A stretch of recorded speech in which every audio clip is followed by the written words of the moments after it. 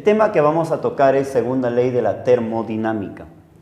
Muchos procesos en el cual nosotros hemos sido partícipes de esto, hemos podido observar de que el calor fluye de manera espontánea y natural del cuerpo de mayor hacia el de menor temperatura. Tal es el caso de repente cuando nosotros le damos la mano a nuestro compañero, ¿no? Uno de nuestros compañeros de repente viene de un lugar donde quizás está haciendo un poquito más de frío, viene al salón y le damos la mano y sentimos que su mano está un poquito frío, ¿no?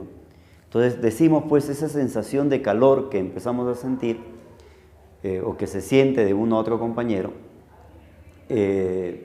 inmediatamente nos hace pensar de que el calor está yendo del cuerpo de mayor hacia el de menor temperatura, ¿no? Y no viceversa, Es decir, el calor no fluye en forma espontánea del cuerpo de menor hacia el de mayor temperatura, ¿no? O tal es el caso también a veces cuando agarramos nuestra pelota, estamos jugando y de pronto lo soltamos o lo lanzamos hacia arriba y dejamos caer, observamos que la pelota empieza a rebotar, ¿verdad? Pero pasado cierto tiempo, esa pelota tiende a detenerse, ¿no?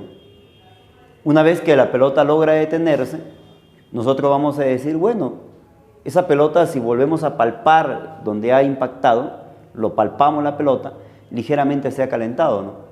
Es decir, esa energía mecánica que tenía la pelota inicialmente se ha convertido en energía térmica, ¿no? Y nosotros nos preguntamos, ¿no? ¿Pero qué ocurre si la pelota está en el piso? Y esa pelota, la pregunta es, ¿absorberá la energía térmica del piso?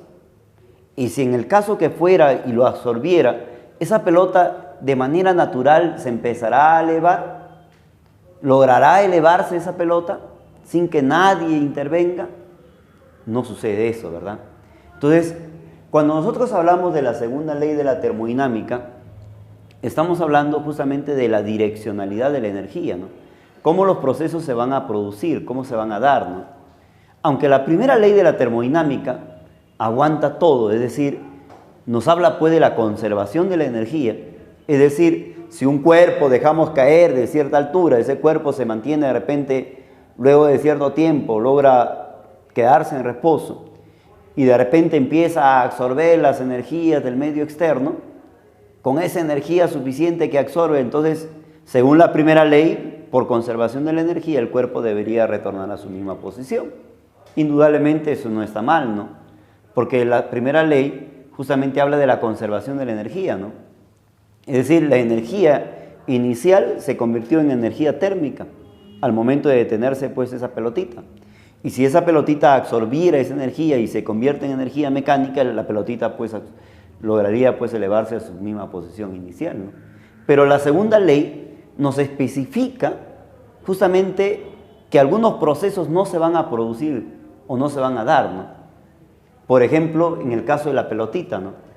Entonces, los procesos, justamente habla la segunda ley, que no van a ser reversibles, ¿no? No hay proceso en la naturaleza que surja de manera espontánea y que pueda ser reversible, ¿no? Es decir, esa pelotita que estuvo en reposo, al absorber la energía térmica de repente del lugar, esta pelotita no va a subir de manera espontánea y natural hasta la misma altura, ¿no? Eso no se va a dar, jamás se va a dar, ¿no? Lo mismo de repente cuando nosotros colocamos dos cuerpos, uno de mayor y otro de menor temperatura, en forma espontánea y natural, el calor no va a fluir del cuerpo de menor hacia el de mayor temperatura, ¿no?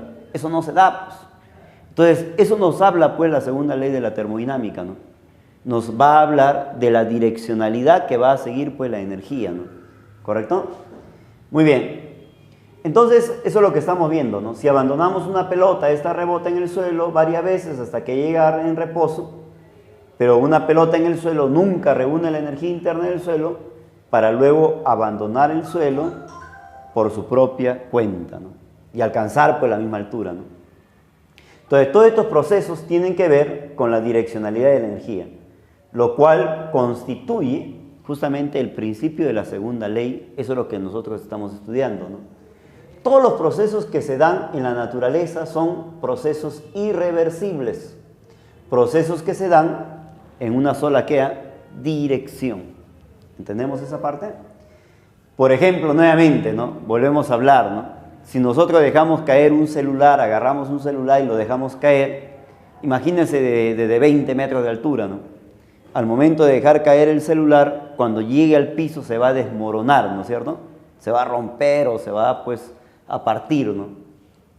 ¿Correcto? Producto de la caída, y al absorber pues cierta energía térmica debido al impacto se va a calentar también, ¿no? Pero la pregunta es, si ese celular una vez impactado en el suelo absorbe la energía del lugar, la pregunta es, ¿se armará por sus propias cuentas y se elevará a la misma altura? Eso no sucede, ¿verdad? Entonces, justamente cuando nosotros hablamos de los procesos, hablamos de que esos procesos van a ser irreversibles, ¿no? Es decir, los procesos, según la segunda ley de la termodinámica, van a seguir pues una cierta dirección, ¿no? En cuanto a lo que es la direccionalidad de la energía, ¿no? Nuevamente, ¿no? Al dejar caer un celular de cierta altura, producto del impacto, su energía mecánica se transforma en calor. Este es un proceso irreversible, pues no se ha observado, que una vez en el piso del celular reúna la energía interna para armarse y luego abandonar el suelo. Entonces, nuestro estudio justamente va a basarse en la segunda ley de la termodinámica, ¿no? Pero en el estudio que nosotros vamos a llevar a continuación, nos vamos a basar justamente en el estudio de las máquinas térmicas, ¿no? ¿Qué es una máquina térmica? Una máquina térmica va a ser un dispositivo que toma energía en forma de calor, o sea, en pocas palabras, toma calor de una fuente caliente para transformarlo parcialmente en trabajo, energía mecánica. ¿Correcto? Mire por acá. Esto de acá es una máquina térmica. Aquí tengo una fuente caliente, que puede ser una caldera o un foco caliente, como lo quieras llamar. Por acá está la máquina. Esta máquina inmediatamente va a tomar calor de esta fuente caliente. A este calor que está tomando le voy a llamar el calor A, llamado también calor absorbido por la máquina. Una vez que la máquina toma calor, empieza a funcionar, ¿no? Y en el funcionamiento mismo, de todo este calor que está absorbiendo, parte lo va a convertir, pero lo va a convertir ¿en qué? En trabajo conocido con el nombre de trabajo neto. Y parte de este calor lo va a liberar, pues, ¿correcto? Pero lo va a liberar a una fuente fría, o llamado también foco frío, o conocido con el nombre de sumidero, ¿correcto? Ahora bien, ¿qué nos dice o nos plantea pues la segunda ley de la termodinámica, ¿no? Con respecto a las máquinas térmicas? No existe máquina alguna cuya finalidad sea convertir íntegramente el calor en trabajo mecánico. O sea, no hay máquina alguna cuya finalidad esté orientada a convertir todo este calor en trabajo neto. ¿Correcto? No existe pues máquina alguna. En pocas palabras, es imposible construir una máquina cuyo funcionamiento presente una eficiencia del 100%. O sea, no hay máquina alguna, ni las máquinas mejor diseñadas, que puedan pues presentar un rendimiento del 100%, ¿no? ¿Correcto? Muy bien. ¿Qué se cumple con respecto a esta máquina? Pues, a ver, ¿qué se va a cumplir en la máquina? Mire lo que se va a cumplir, ¿eh? Que el calor absorbido por la máquina va a ser igual al trabajo neto más el calor, ¿qué cosa? Liberado, ¿correcto? Por conservación de la energía, esto sabemos, ¿no es cierto? Calor absorbido es igual al trabajo más el calor liberado. Muy bien, la eficiencia de la máquina se va a determinar como el trabajo neto desarrollado por unidad de calor absorbido, ¿correcto? Entonces, así estoy calculando el trabajo, o perdón, la eficiencia desarrollada por la máquina. Pero recuerda de tú que el trabajo neto de acá lo puedo calcular como el calor A menos el calor B. Si esto mismo reemplazo acá, sería calor A menos calor de B dividido con el calor de A. O sea, ¿cómo me queda la eficiencia? Calor de A menos calor de B sobre el calor de A. Si él divide a cada uno, mira lo que voy a encontrar, ¿ve? Que la eficiencia de la máquina térmica se va a calcular como 1 menos el calor liberado dividido con el calor, ¿qué cosa? Absorbido. Así entonces estoy calculando la eficiencia de la máquina térmica, ¿correcto? Muy bien. Ahora, la eficiencia máxima, podríamos decir así, la eficiencia máxima ideal de toda máquina que trabaja entre dos focos está dado en función de sus temperaturas. Es decir, la eficiencia máxima, en este caso es una eficiencia ideal, ¿no es cierto? Se va a determinar como 1 menos la temperatura de B dividido con la temperatura de A. Tú ya sabes que viene a ser la temperatura de B, ¿no? Es la temperatura al cual se desecha el calor y la temperatura de A es la temperatura al cual absorbe el calor, ¿verdad? Entonces, de esta forma se está determinando lo que usted conoce con el nombre de eficiencia máxima ideal, ¿correcto? Veamos a continuación el ciclo de Carnot. De acuerdo a la segunda ley de la termodinámica, nosotros sabemos que ninguna máquina puede presentar una eficiencia de ¿cuánto? Del 100%. O sea, no hay máquina alguna que presente eficiencia del 100%. Sin embargo, el ingeniero Sadi Carnot demostró que una máquina térmica que funcione en un ciclo reversible, tú sabes que un ciclo reversible es algo ideal, ¿correcto? Al cual más adelante se denominó el ciclo de Carnot, es la eficiencia entre todas las otras máquinas. Escúchame bien, ¿eh? No existe máquina alguna que presente pues como eficiencia o que sea pues del 100% de eficiencia, ¿no? O sea, no va a haber máquina alguna que presente una eficiencia del 100%. Ni siquiera la máquina de Carnot, ¿no? Pero sin embargo, la máquina de Carnot es la más eficiente entre todas las otras máquinas que pueden existir, ¿no? Ahora bien, decimos entonces, ¿no?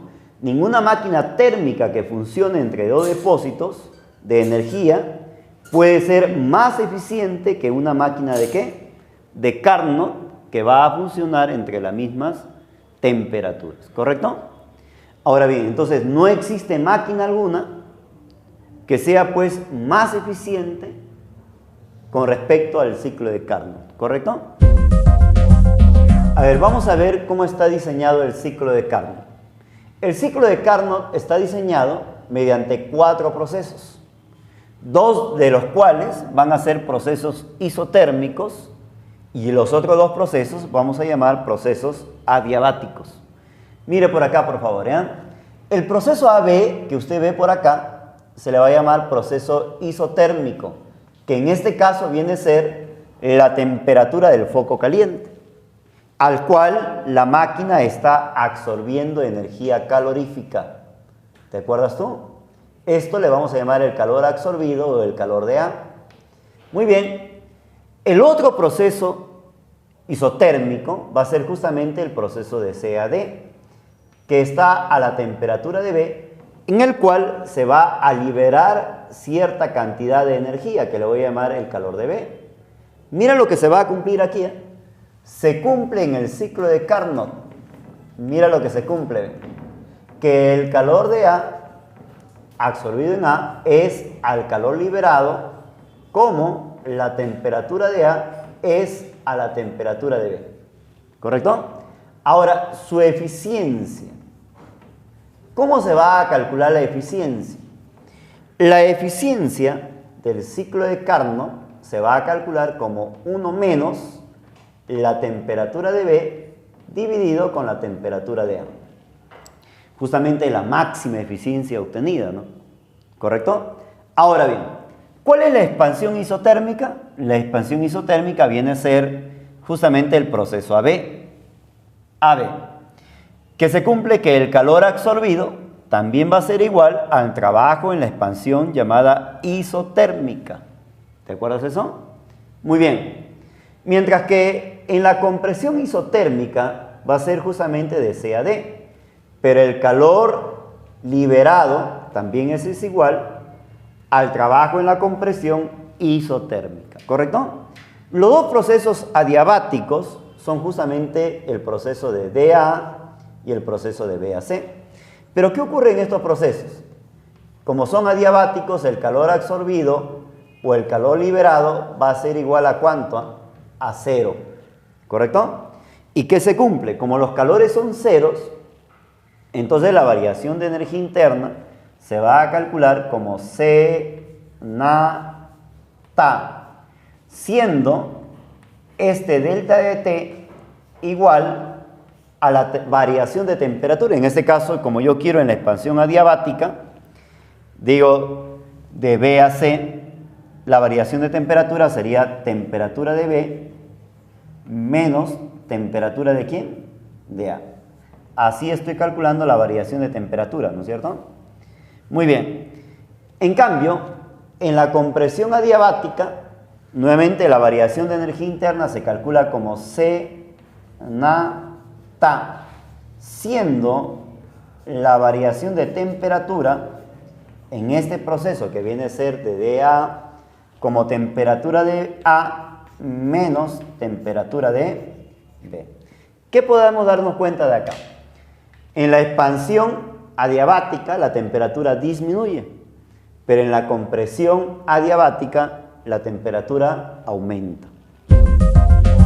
A ver, jóvenes, hemos visto entonces de que no existe máquina alguna cuya eficiencia sea mayor justamente al de la máquina de Carnot, ¿verdad? La máquina de Carnot va a ser la máquina más eficiente con respecto a las otras máquinas. Muy bien. Aquí hemos colocado entonces dos máquinas que están trabajando entre las mismas fuentes. Fuente caliente y fuente fría, ¿correcto? ¿Qué sucede? Por acá están absorbiendo las mismas cantidades de calor, ambas máquinas. Pero resulta de que una de ellas es máquina real y la otra es una máquina de Carnot, llamada también máquina reversible. Cuando empiezan a absorber calor, esta va a desarrollar un trabajo prima. Sin embargo, él va a desarrollar un trabajo doble prima, ¿correcto? Por acá estaría el calor liberado por esta máquina, que le voy a llamar el calor de B, doble prima, y esto va a ser el calor de B prima. Mira lo que se va a cumplir aquí. Se cumple. Como se trata de una máquina ideal, como esta máquina es ideal, entonces el trabajo desarrollado por la máquina de Carnot, que es el trabajo prima, va a ser mayor al trabajo desarrollado justamente que la máquina real, que es 2'. ¿Correcto? Muy bien, eso en comparación a la máquina de Carnot, ¿verdad? Pero, ¿cuál es la eficiencia del ciclo de Carnot? Recordando, la eficiencia del ciclo de Carnot se determina como 1 menos la temperatura de B dividido con la temperatura de ¿quién? De A. ¿Correcto? Entonces, esto es la eficiencia del ciclo de Carnot. Mientras que se va a cumplir también que el calor de A es al calor de B, que en este caso viene a ser el calor de B', ¿correcto? Igual a la temperatura de A respecto de la temperatura de ¿quién? De B. ¿Correcto? Esto solamente es posible en una máquina que trabaje pues bajo el ciclo de Carnot. ¿Sí? A ver, jóvenes, veamos el siguiente ejemplo. La figura muestra el ciclo de Carnot, donde la temperatura de A vale 207 grados Celsius. Uy, grados Celsius. Usted sabe muy bien que no podríamos trabajar en grados Celsius, ¿no? Tenemos que trabajar en la temperatura absoluta, que es el Kelvin. O sea, tengo que convertir a Kelvin.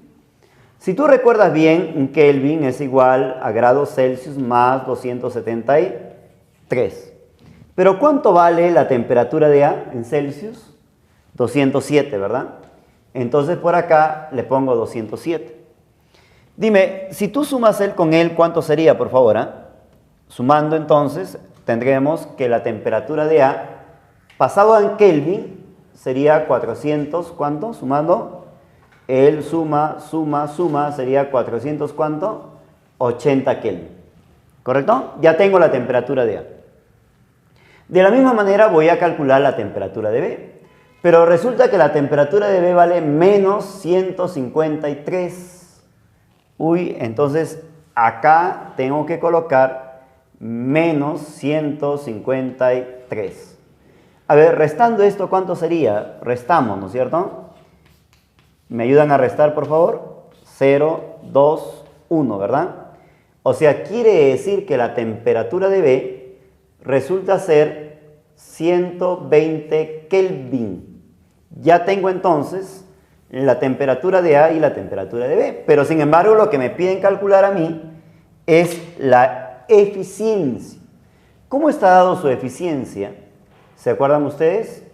Decimos entonces que la eficiencia del ciclo de Carnot se va a calcular como 1 menos la temperatura de B dividido con la temperatura de A, ¿correcto? Te pregunto entonces, ¿me pueden decir por favor cuánto vale la temperatura de B? 120 Kelvin. ¿Cuánto vale la temperatura de A? 480. ¿Correcto? Quiero que me ayudes a dividir él con él, por favor. Si yo divido 120 con 480, acá me sale 0,25. 1 menos 0,25 sería 0,75. Entonces quiere decir que la eficiencia me sale 0,75. Pero 0,75 es lo mismo decir 75 ¿qué? Por ciento. Veamos a continuación el siguiente ejemplo. Mire lo que dice, por favor. Una máquina que sigue el ciclo de Carnot, ¿no es cierto? Opera entre las temperaturas de 500 Kelvin y 300 Kelvin. O sea, ¿cuánto vale la temperatura del foco caliente? La temperatura del foco caliente viene a ser 500 Kelvin, mientras que la temperatura del foco frío, según el problema, viene a ser ¿cuánto? 300 Kelvin. Oye, ¿cuál es la proporción aquí? 5 a 3. En la misma proporción tienen que estar los calores. Vuelvo a insistir, ¿cuál es la proporción? De 5 a 3. O sea, si la proporción es de 5 a 3, acá también tiene que ser 5 y acá tiene que ser ¿cuánto? 3. ¿Te recuerdas tú? Entonces quiere decir que esto va a ser 5 veces Q y esto será 3 veces Q. ¿Correcto? ¿Por qué? Porque la proporción es de 5 a 3. Y en esa misma proporción se cumple acá, pues.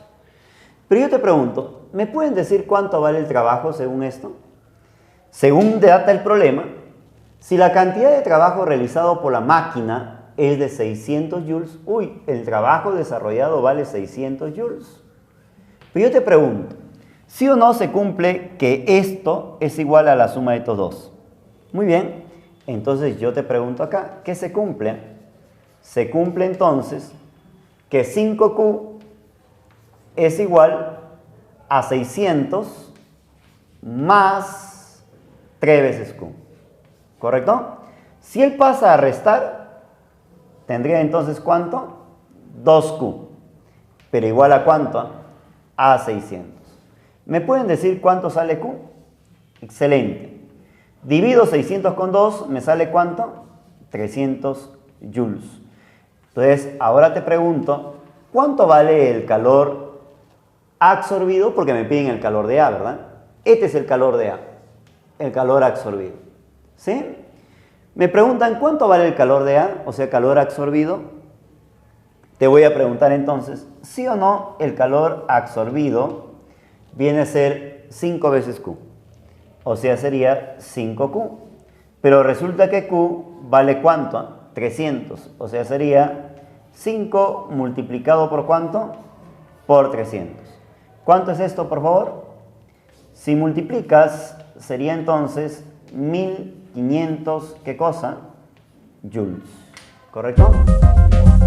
Sigamos acá. Mira lo que dice este ejemplo de una máquina térmica cuyo rendimiento es 20%. Se acopla a otra máquina de rendimiento 25%. De manera que el calor liberado por la primera máquina es absorbido por la segunda. Acá está, ¿ve? Esta máquina cuyo funcionamiento es 20%, voy a poner acá, E1 igual 20%. Se acopla a la segunda máquina, cuyo rendimiento vale 25%. Eso es lo que me dice. ¿Ve? ¿No es cierto? Eso es lo que está planteando. Ahora bien, dice que el calor liberado por esta primera es absorbida por ¿quién? Por la segunda. Yo te voy a preguntar, esto es el calor absorbido por esta máquina. ¿Se puede calcular cuánto vale este calor liberado? Sí, ¿verdad? Que le voy a llamar el calor prima. ¿Te parece? Muy bien, acá te voy a preguntar. ¿Sí o no la eficiencia se calcula como 1 menos el calor liberado, que viene a ser calor prima, dividido con el calor de A? ¿Correcto? ¿Pero cuánto vale la eficiencia? 20%. 20% es lo mismo decir 0,2. Entonces voy a escribir acá que esto de acá vale 0,2. Oye, ¿qué te parece si yo lo mando para acá? Entonces sería calor prima sobre calor de A. ¿Correcto? Este 0,2 paso a restar. 1 le quito 0,2. 1 restado de 0,2 sería 0,8.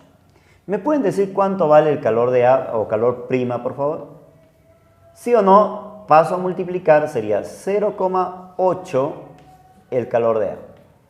Ya tengo el calor prima liberado, ¿no? Pero este calor prima liberado va a ser justamente el absorbido por la segunda máquina. Entonces ya tengo este calor prima liberado, que viene a ser 0,8 veces el calor A, que viene a ser el calor total, ¿verdad? Ahora te voy a preguntar con respecto a esta máquina. Dime, a ver, veamos ahora con respecto a su eficiencia de él.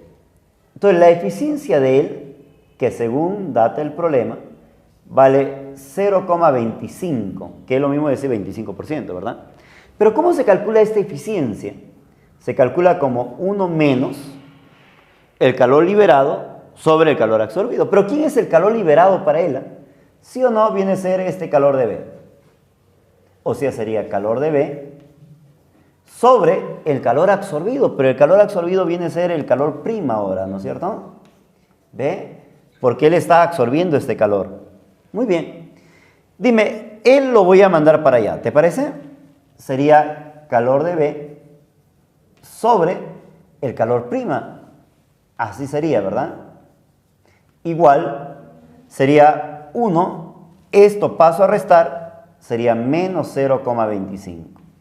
Pero yo te pregunto, ¿cuánto vale esta resta, por favor? 1 menos 0,25, restando, porque usted sabe restar, me va a salir 0,75. ¿Correcto? Te sigo preguntando, ¿pero cuánto vale este calor prima? Uy, este calor prima, mira, ve, vale 0,8 calor de A. Lo voy a escribir acá. 0,8 calor de A.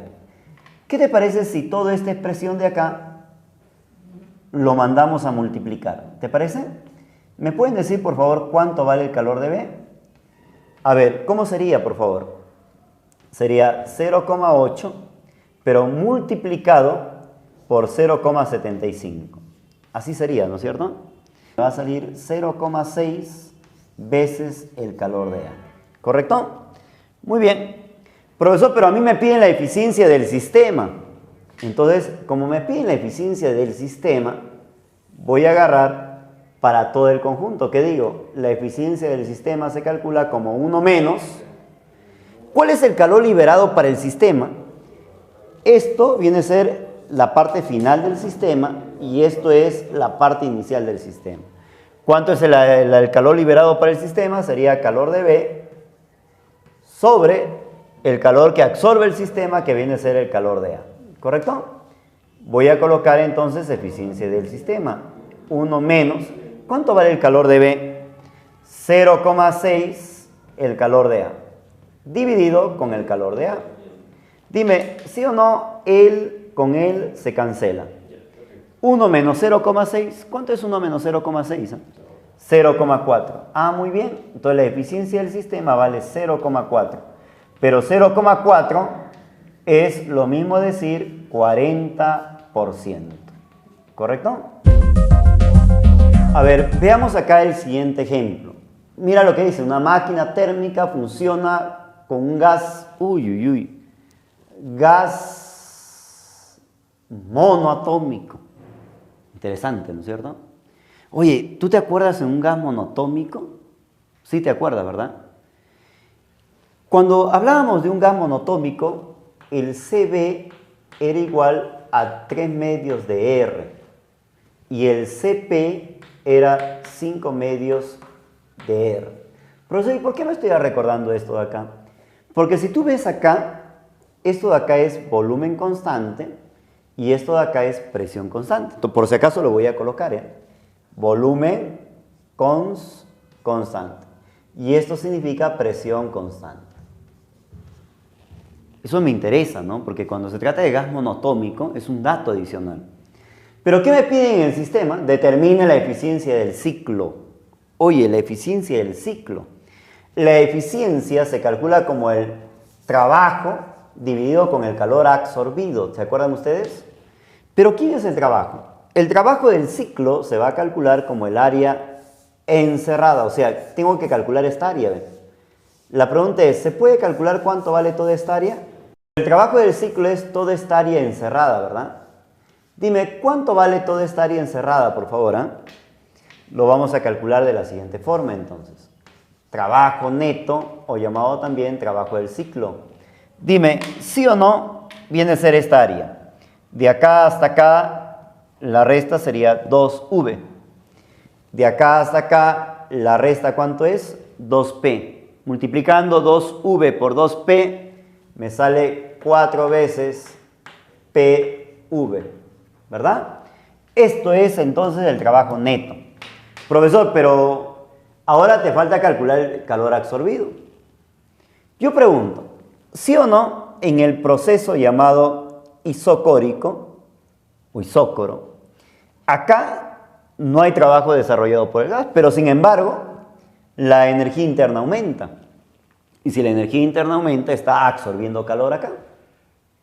Lo mismo ocurre acá, ¿ve? Hay trabajo positivo, ¿verdad? Y también su temperatura aumenta. Quiere decir que desde A hasta C está absorbiendo calor. Esto sería el calor absorbido. Sin embargo, de C a A está liberando calor. A ver, vamos a calcular los calores entonces absorbidos tanto en el proceso a volumen constante como en el proceso a presión constante. ¿Te parece? Miren, como acá es a volumen constante este calor, que lo voy a llamar el calor en AB, se va a calcular como C na ta. ¿Te acuerdas tú? Muy bien. Donde este CB es calor específico molar a volumen constante. Mira, como se trata de un gas monoatómico, el CB, recordando, vale ¿cuánto? 3 medios de R. ¿Se acuerdan ustedes? Multiplico, entonces sería N delta de T. Uy, qué bonito, ¿eh? ¿Sí o no? El de acá, que viene a ser pues ratón final menos ratón inicial, es lo mismo de decir pavo final menos pavo inicial, ¿verdad? Entonces mira cómo voy a calcular el calor AB. El calor AB se va a calcular como 3 medios de pavo final, pero pavo final ¿dónde? En B, menos pavo inicial, que viene a ser ¿en dónde? En A. Ahora te voy a preguntar, dime, ¿cuánto vale la presión en B? Vale 3P, ¿verdad? El volumen en B vale V. ¿Cuánto vale la presión, en este caso en A? Vale P. Y el volumen en A vale V. Vamos a reemplazar, ¿estamos de acuerdo? Sería entonces calor AB igual 3 medios. Acá pongo presión en B que vale 3 veces P por V menos presión en A que vale P por V. Dime, si acá tú restas, me quedaría 2, ¿verdad? Con este 2 se cancelan y me queda ¿cuánto? 3 veces PV.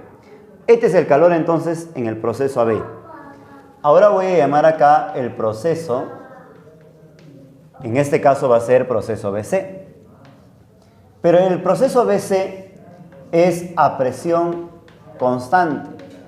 Y usted se acuerda que el calor a presión constante se calcula como Cp nata. ¿Se acuerdan ustedes? Pero como se trata de un gas monoatómico, a este Cp, ¿te acuerdas cuánto era? 5 medios de R. Pero acá le multiplico por Nt, ¿verdad? Uy, pero esto de acá es lo mismo decir, justamente presión final por volumen final menos presión inicial por volumen inicial. ¿Por qué? Porque esto proviene del ratón final menos ratón inicial, ¿no es cierto? Mira cómo lo voy a escribir entonces. El calor que estoy calculando, que viene a ser en BC, se calcula como 5 medios de pavo final menos pavo inicial. O sea, sería pavo en C menos pavo en B. ¿Se entiende? Pavo en C menos pavo en B. Yo te voy a preguntar acá. Dime por favor cuánto vale la presión en C. La presión en C vale 3P. ¿Correcto? Acá lo estoy colocando. El volumen en C vale 3V menos presión en B, que vale 3P, volumen en B, que vale V. Muy bien. Te pregunto, ¿acá sí o no es 9? Menos 3 sería 6. La mitad de 6 sería 3 por 5. ¿Cuánto sería entonces? 15 PB. Luego te pregunto acá, ¿cuánto vale el calor total absorbido? El calor total absorbido, sí o no, sería el calor absorbido total, le estoy colocando, sería el calor AB más el calor BC. O sea, el calor en el proceso AB más el calor en el proceso BC. Pero ¿cuánto vale el calor en el proceso AB? 3 PB. ¿Cuánto vale el calor en el proceso BC? 5 PB. Si yo sumo que esto vale 3 PB y el acá vale 15 PB, ¿cuánto sale la suma, por favor? Entonces quiere decir que el calor absorbido nos está saliendo 18 veces P por B. Luego, la eficiencia. ¿Te acuerdas cómo se calcula? Sí, ¿verdad? La eficiencia se va a calcular como E igual al trabajo neto sobre el calor absorbido. Te pregunto, ¿cuánto era el trabajo neto? 4 PB. Sobre el calor absorbido, que vale 18 PB. Entonces, de acá se cancela pues PB con PB, saco mitad a mitad, quiere decir que la eficiencia me estaría saliendo 2 sobre 9. Su respuesta.